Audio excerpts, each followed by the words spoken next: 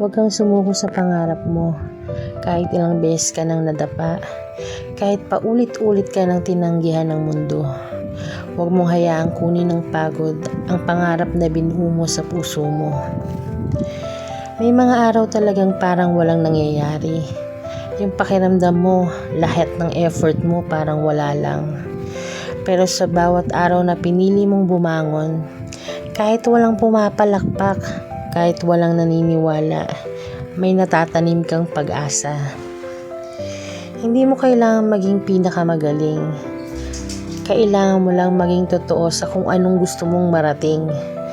Dahil minsan, ang sekreto ng tagumpay, hindi talento, kundi tiyaga.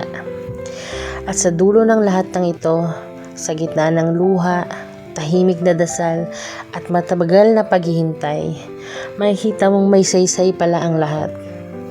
Kaya kung pagod ka na, magpahinga ka.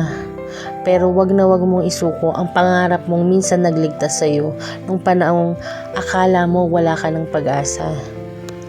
Ikaw ang tanging tao na kayang bumuo ng kinabukasang gusto mo. Kaya laban lang para sa sarili mong ipinangako mong hindi mo na muling pababayaan.